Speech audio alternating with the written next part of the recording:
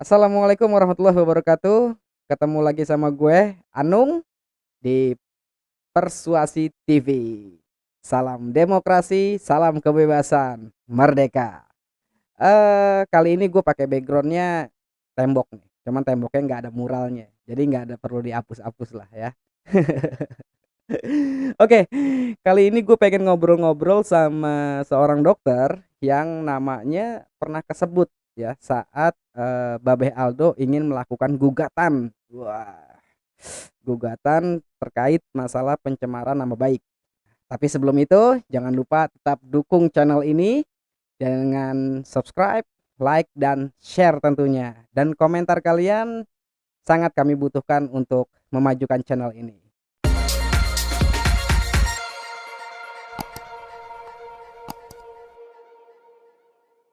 Oke, assalamualaikum warahmatullahi wabarakatuh.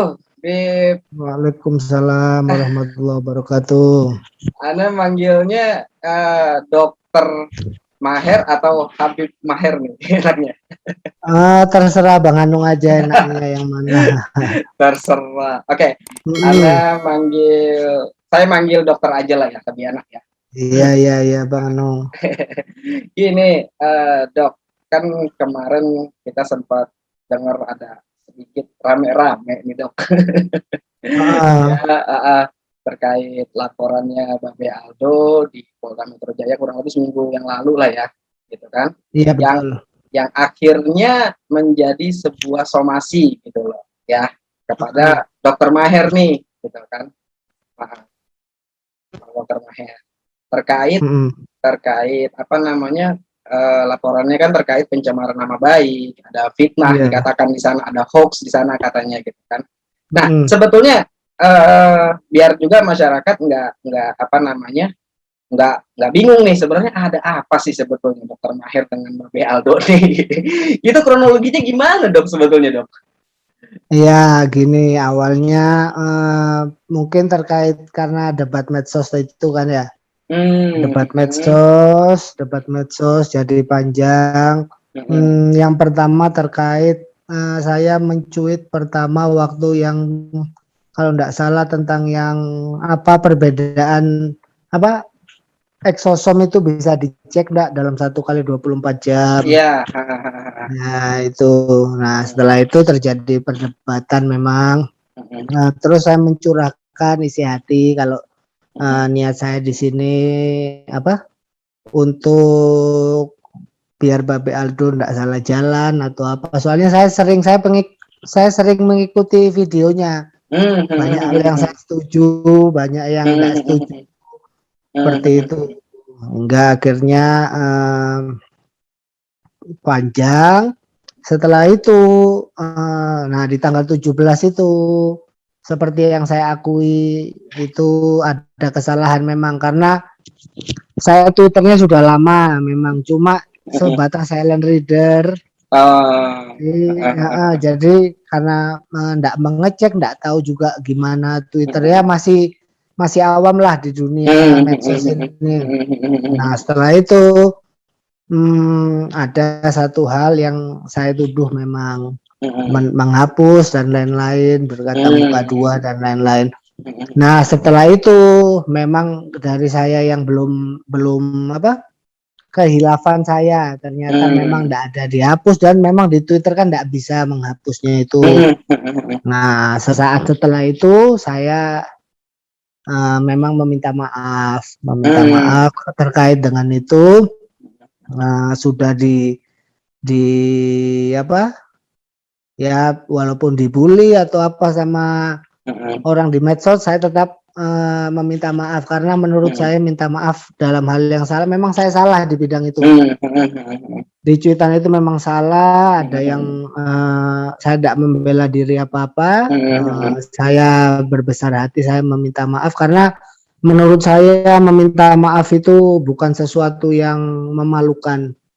Kita manusia, kita tempatnya salah dan lupa. Kalau saya ada yang salah, ada yang kurang, mohon dimaafkan seperti itu. Nah, hingga sampai diperpanjang, mungkin tapi itikat baik, alhamdulillah Babe Aldo itikatnya untuk mensomasi saya. Iya. Mensomasi. Saya sudah surat somasi yang pertama saya sudah bales terkait saya tidak bisa datang. Surat somasi kedua pun saya sudah bales. Iya. Saya berharap itu sebentar, iya. Dok. Iya. Itu kan berapa hari yang lalu kan udah dilayangkan juga ya somasi kedua ya, Dok ya. Betul. Jadi udah 2 kali ya. Itu Sudah kira-kira apa, Dok, yang menghalangi dokter untuk bisa memenuhi gitu, Dok? Memenuhi somasinya beliau. Ya mungkin sesuai dengan yang saya balas di surat somasinya. Yang pertama terkait pandemi. Iya. Yang kedua juga terkait kesibukan saya sebagai dokter di rumah sakit.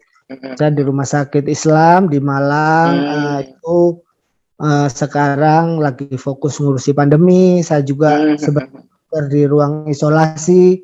Seminggu kali itu saya masuk di ruang isolasi untuk mengecek setiap pasien di ruang isolasi maupun di ICU. Kalau misalnya saya enggak di ruang isolasi atau ICU, saya di IGD seperti itu.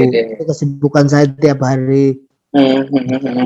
Kemarin itu saya Sabtu pagi saya di ruang isolasi sampai jam 2, habis itu jam 2 saya lanjut di IGD. Habis di IGD sampai jam 9 malam istirahat. Saya tadi pagi UGD lagi dari jam 7 sampai jam 3. Itu setiap hari. Setiap hari memang di rolling. Saya di IGD. Kalau saya enggak, saya di ruang isolasi seminggu 2 kali karena enggak mungkin kami tiap hari di ruang isolasi. Kan kemungkinan terkenanya juga sangat tinggi kalau saya tiap hari. Akhirnya kebijakan rumah sakit di rolling. Jadi seminggu dokternya itu 2 kali, tapi tiap hari ada ganti-gantian. Saya kebetulan hari Rabu dan Sabtu seperti itu. Begitu Bang Anung kesibukan saya tiap hari. Luar biasa. Jadi itu alasan yang paling ya memang agak sulit ya pada saat kita harus memenuhi panggilan somasi, di satu sisi ada pasien yang harus ditangani gitu ya, Dok ya. Betul seperti itu. Jadi memang terkait pandemi ini memang saya juga tidak bisa kemana-mana. Di Malang aja, ke Surabaya pun ke tempat keluarga juga saya jarang. Itu pun yang dekat. Jadi selama pandemi ini saya pikir saya lebih bijak kalau di rumah sakit aja ilmu saya pakai buat menolong orang. Soalnya yang kemarin Juni Juli itu banyak sekali yang tidak sampai ditangani. Sampai memohon-mohon Bang Fatur, sampai tidak punya oksigen itu. Kami punya ilmu dokter ya. Tapi sampai orang ke rumah sakit memohon-mohon, dokter saya, istri saya masih muda, saya punya anak 2 masih kecil-kecil, ini kalau enggak ditolong gimana. Tapi memang keterbatasan oksigen dan lain-lain. Jadi kami di rumah sakit juga kayak hati ini kayak ngelus dada gitu loh. Banyak kami punya ilmu tapi ketersediaan infrastruktur juga enggak terlalu bagus untuk saat ini ya. Nah kayak gitu.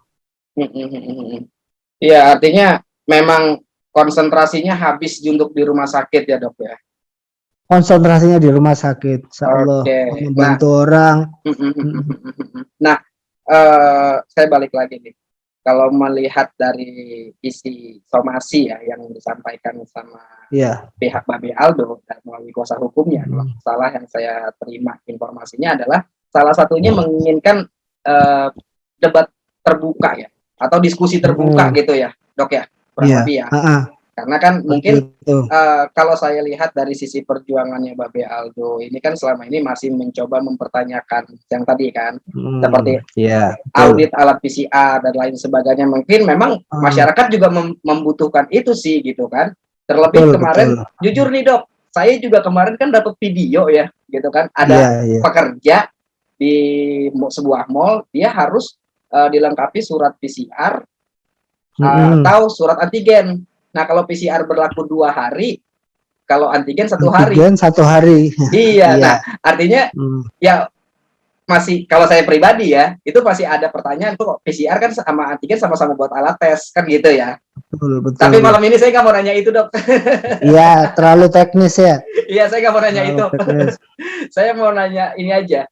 Nah, kemungkinan kalau seandainya nih Dok, gitu ya, Hmm. mungkin di apa namanya harapannya Babe Aldo untuk melakukan diskusi terbuka terkait hal itu gitu.